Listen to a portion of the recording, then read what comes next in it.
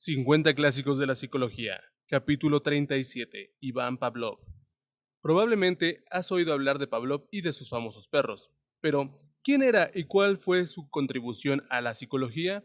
Nacido en 1849 en Rusia Central, se esperaba que siguiera los pasos de su padre y se convirtiera en sacerdote de la Iglesia Ortodoxa Oriental, pero, inspirado por la lectura de Darwin, huyó del seminario de su localidad y se fue a estudiar química y física a San Petersburgo.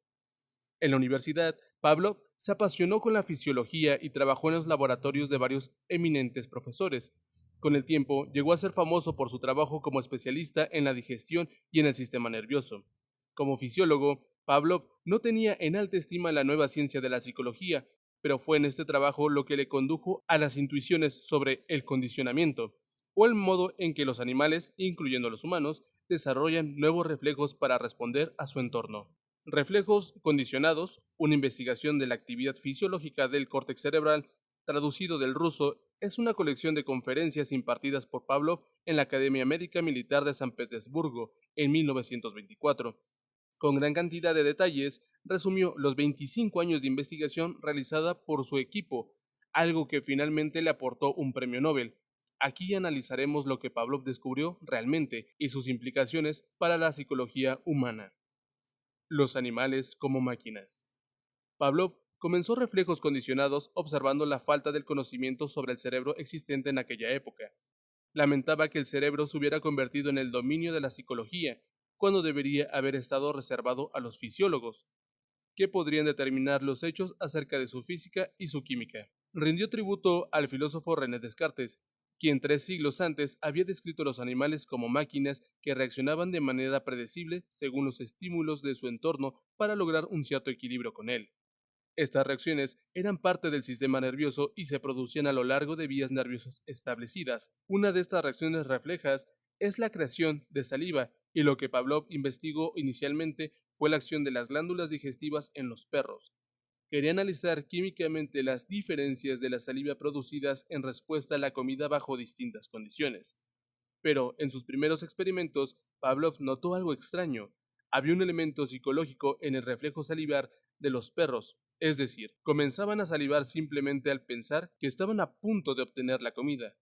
La idea de Descartes sobre la reacción automática resultaba no ser tan simple. Pavlov quiso investigar más. Creando reflejos. Decidió probar una amplia gama de estímulos en los perros para ver qué era exactamente lo que provocaba la secreción de saliva, si no era un simple reflejo automático. Con el fin de que sus experimentos fuesen en tiempo real, tuvo que llevar a cabo una pequeña operación, para que una parte de la saliva del perro saliera por un agujero al exterior de la mejilla y fuera una bolsa en la que las cantidades producidas pudieran medirse. Pavlov produjo varios estímulos, como el sonido de un metrónomo, timbres, campanas, sonidos de burbuja o de madera que cruje, además de mostrar un cuadro negro, calor, tocar el perro en varios lugares o flashes intermitentes de una lámpara. Cada uno de ellos ocurría justo antes de darles comida, de modo que cuando el perro oía, veía o percibía en otra ocasión cierto estímulo, comenzaba a salivar incluso aunque la comida no hubiera aparecido.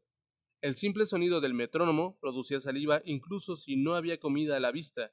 Fisiológicamente, no había diferencia entre la reacción del perro cuando oía el metrónomo y lo que sucedía cuando realmente veía comida. Para el perro, el metrónomo, más que un plato de carne, llegó a significar comida. Pavlov se dio cuenta de que había dos tipos de reflejos o respuestas de un animal a su entorno. El reflejo natural o incondicionado, por ejemplo, la salivación de un perro cuando comienza a comer para ayudar a su digestión, y el reflejo adquirido o condicionado que surge a través de un aprendizaje inconsciente, por ejemplo, cuando un perro comienza a salivar ante el sonido de una campana, porque el sonido equivale al alimento. El hecho de que los reflejos pudieran inculcarse para que se contuvieran en una parte del funcionamiento natural del animal le hizo comprender a Pavlov que si un animal era realmente una máquina que responde a su entorno, entonces era una máquina muy compleja. Mostró que el córtex cerebral, la parte más avanzada del cerebro, era muy maleable, como lo eran las vías neuronales que se relacionan con él. Los llamados instintos podían ser aprendidos y desaprendidos, pues fue también capaz de demostrar que los reflejos podían ser inhibidos o extinguidos, asociando la comida por algo que al perro no le gustase. Ahora bien, Pavlov observó también que había límites para la creación de reflejos condicionados, Con el tiempo desaparecían, o los perros a veces no se molestaban en responder y se quedaban dormidos. Concluyó que el córtex cerebral no puede forzarse excesivamente ni cambiarse demasiado. Parecía que la supervivencia y el funcionamiento adecuado de los perros exigen que se conserve una cierta cantidad de estabilidad en sus conexiones cerebrales. Máquinas avanzadas que responden al entorno. Pavlov observó dos niveles en el modo en el que el animal respondía a su entorno. Primero había un neuroanálisis, en el cual utilizaba sus sentidos para descubrir qué eran las cosas. Luego una neurosíntesis, para establecer cómo algo encajaba en sus reacciones y su conocimiento ya existente. Para sobrevivir, por ejemplo, un perro ha de ser capaz de determinar rápidamente si algo constituye una amenaza o no. Algunos de los experimentos de Pavlov suponían la extirpación de todo el córtex cerebral del perro. Esto convertía al animal en poco más que una máquina de reflejos. Conservaba sus reflejos incondicionados, que estaban firmemente conectados en su cerebro y su sistema nervioso, pero no era capaz de responder a su entorno adecuadamente. Todavía podían andar, pero ante la aparición del más pequeño obstáculo, como la pata de una mesa, no sabía qué hacer. Por el contrario, en el caso de un perro normal, incluso si se produce un pequeñísimo cambio en un estímulo ambiental o algo nuevo, un reflejo investigador haría que el animal irguiera las orejas u olfateara el estímulo. Un perro puede pasar mucho tiempo simplemente investigando para que sus reflejos ante el entorno se actualicen plenamente. Pavlov sabía que los resultados de sus experimentos no solo se aplicaban a los perros. Cuanto más avanzado fuese el organismo, decía, mayor sería su habilidad para multiplicar la complejidad de sus contactos con el mundo exterior y lograr una adaptación cada vez más variada y exacta a las condiciones externas. La cultura y la sociedad podían entenderse como un sistema complejo de administración de reflejos, siendo los humanos diferentes a los perros solo en la medida en que los reflejos condicionados han superado a los naturales, mientras que los perros podían desarrollar un conocimiento social y territorial avanzado como respuesta óptima a su entorno. Los seres humanos habían respondido creando la civilización. El ser humano y el perro. Las similitudes. El capítulo final de Reflejos condicionados trata de la aplicación del trabajo de Pavlov a los humanos. Dado que un ser humano tiene un córtex cerebral mucho más complejo que un perro, Pavlov no se fiaba mucho de las interpretaciones de su trabajo. No obstante, observó los siguientes paralelismos. La manera de entrenar, disciplinar y culturizar a los seres humanos no es tan distinta de la manera como se enseña a los perros a hacer cosas. Sabemos que la mejor forma de aprender algo es hacerlo por etapas, del mismo modo que los reflejos condicionados de los perros se realizaban por pasos. Y lo mismo que descubrió con los perros, los humanos tienen que desaprender cosas tanto como aprenderlas. Pavlov tenía un edificio especial insonorizado creado para sus experimentos, pues descubrió que los estímulos externos afectaban la capacidad de los reflejos condicionados.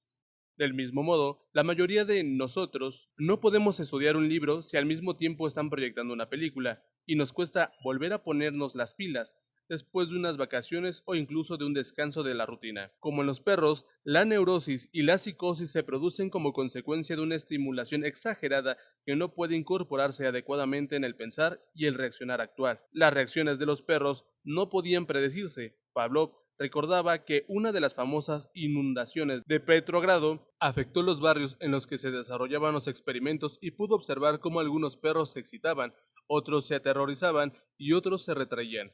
De la misma manera, señalaba, nunca podemos predecir cómo reaccionará emocionalmente una persona ante, por ejemplo, un insulto o ante la pérdida de un ser querido. Estas reacciones parecerían reflejar las dos reacciones psicológicas habituales ante un shock, reconocidas tanto en perros como en humanos: la neurastenia, fatiga, retirada, inmovilización, y la histeria, excitación neurótica. Como el último punto, la conclusión de Pavlov fue que la evolución ha asegurado que no podamos no reaccionar ante un acontecimiento importante. De algún modo tenemos que hacerle frente. Para recobrar al final una cierta estabilidad, tenemos que incorporar lo que hemos experimentado. El fenómeno de luchar o huir ante una amenaza es la manera que tiene el sistema nervioso de autoprotegerse a corto plazo. A largo plazo, el hecho de haber tenido una reacción asegura que podemos volver a un estado de equilibrio con nuestro entorno. Comentarios finales. Pavlov vio el córtex cerebral como una complicada centralita en la que grupos de células eran responsables de distintos reflejos. Siempre había espacio para que se crearan más reflejos, pero también capacidad para modificar los existentes. Sus perros ciertamente poseían características automáticas, pero al mismo tiempo sus reflejos y reacciones eran cambiantes. ¿Qué implicaciones tiene esto para los humanos? Aunque la mayor parte del tiempo vivimos a través de hábitos o prejuicios culturales, estamos en condiciones de cambiar nuestros patrones culturales. Somos tan susceptibles de ser condicionados como cualquier animal, pero al mismo tiempo tenemos también la capacidad de romper nuestros propios patrones si en última instancia no coinciden con nuestros intereses. A través de la retroalimentación a partir de nuestro entorno, aprendemos qué respuestas son efectivas para la vida y cuáles no. La investigación de Pavlov tuvo un impacto importante en la Escuela de Psicología Conductista, que sostiene que los seres humanos nos diferenciamos poco de los perros, ya que tenemos reacciones predecibles a los estímulos y podemos ser condicionados a ciertas clases de conducta. Para el conductista radical, la idea de libertad es un mito. Según los estímulos que se introduzcan en una persona, se producirán determinadas respuestas en forma de actitudes o conductas. Ahora bien, las observaciones del propio Pavlov parecen contradecir esto. Por ejemplo, observó que muchas de las reacciones de los perros no podían predecirse e incluso una vez producido el condicionamiento, había lugar para que se expresara la personalidad canina de cada uno. Dada la mayor amplitud de nuestra corteza cerebral, no es lógico pensar que tendremos mucho más espacio para una expresión diversa, en tanto que respuestas al entorno, reflejos condicionados, tiene un estilo muy denso y científico, al reflejar su amor por los hechos empíricos, el orden y la disciplina. Pavlov no permitía que se entremezclara su personalidad. No obstante, fue una figura fascinante. Aunque crítico con el comunismo, alcanzó notoriedad después de la revolución bolchevique, con Lenin transmitiendo por decreto que la obra de Pavlov era de gran significado para las clases trabajadoras del mundo entero. Dada su desconfianza de las exigencias del tema, es irónico que el nombre de Pavlov se haya asociado con la psicología. Centrarse solo en las reacciones fisiológicas medibles era casi el enfoque opuesto al freudiano, consistente en sumergirse en los impulsos y deseos internos. Pero esa elección permitió que la psicología se apoyara en un terreno científico más firme. Iván Pavlov. Iván Petrovich Pavlov nació en 1849 en Riazán, Rusia Central. Siendo el mayor de 11 hijos, su padre era el cura del pueblo. Su paso por la Universidad de San Petersburgo dio origen a varios aclamados trabajos sobre los nervios pancreáticos y al recibir su licenciatura en 1875 continuó sus estudios en la Academia Médica Imperial. Allí consiguió una beca y más tarde un puesto de profesor de fisiología. Su doctorado versó sobre los nervios centrífugos del corazón.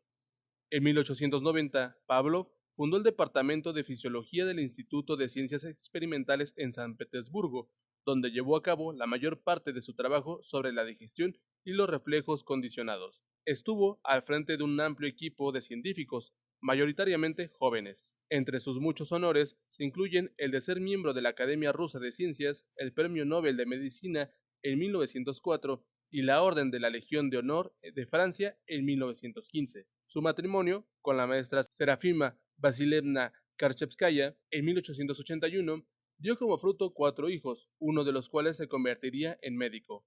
Pavlov se hallaba trabajando todavía en sus laboratorios cuando murió en 1936 a los 87 años de edad. 1951. La terapia Gestalt.